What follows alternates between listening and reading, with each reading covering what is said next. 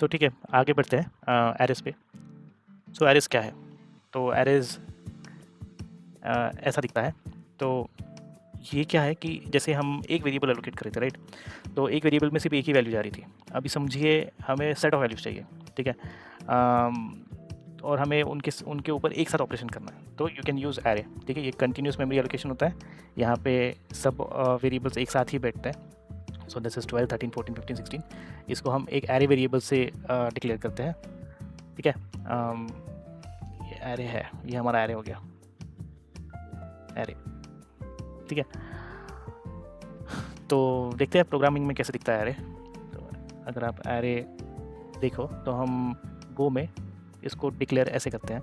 समझो हम even numbers का एरे बना रहे हैं, ठीक है? Which will carry even numbers. तो नंबर है, राइट? वो तो it will be an int, ठीक है? एंड ये क्या है, ब्रैकेट क्या है? ये बता रहा है कि कितने आइटम वो एक साथ कैरी करेगा। तो for now we will say कि 5 आइटम्स, ठीक है?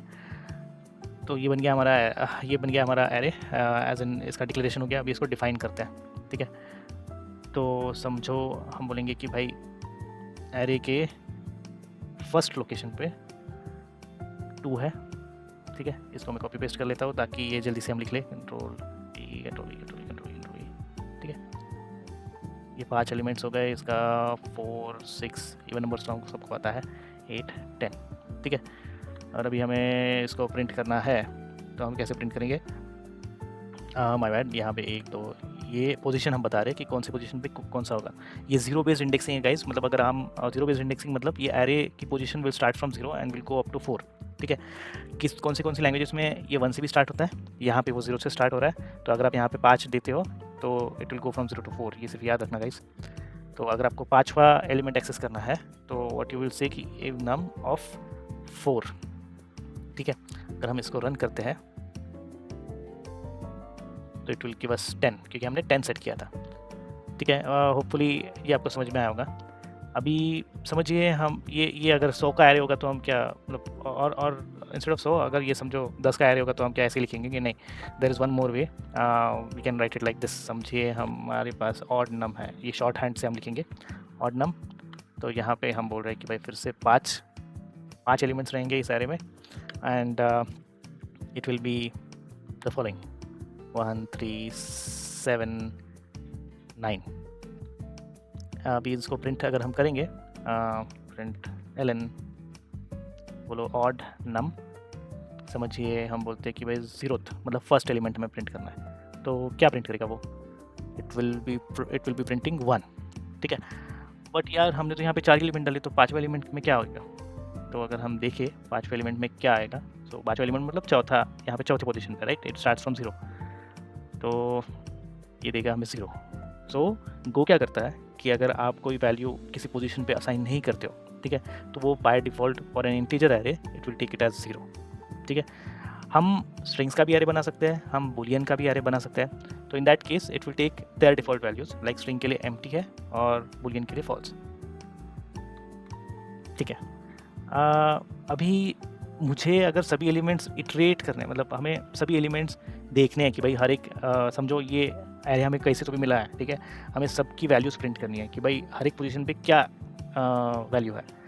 तो हम क्या हर बार ये लिखते रहेंगे क्या, print print print print print? तो ये रिपीटेटिव टास्क हो रहा है, राइट? और अगर प्रोग्रामिंग में भी हमें रिपीटेटिव टास्क करना पड़ रहा है तो it is a bad thing, right? तो इसके लिए प्रोग्रामिंग में समथिंग कॉल्ड एज फॉर और लूप्स होते हैं, ठीक है? तो there are different types of loops in different languages. यहाँ पे गो ने फॉर लूप्स दिए हुए हैं।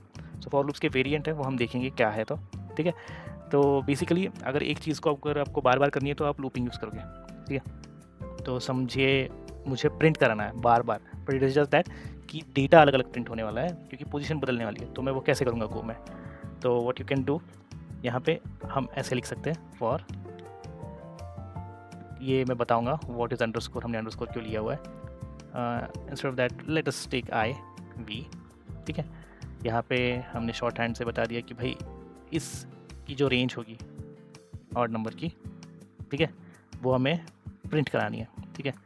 तो fmt.println, तो हम इंस्टेड ऑफ println हमने फॉर्मेटिंग से किया, राइट? तो लेट्स यूज़ फॉर्मेटिंग, printf, इसे कि भाई एट सो यहाँ पे आई जो है ना वो इंडेक्स बता रहा है एरे में, एंड वी जो है वो वैल्यू बता रहा है, ठीक है। एट इंडेक्स आई, तो यहाँ पे हम क्या यूज़ करेंगे, %d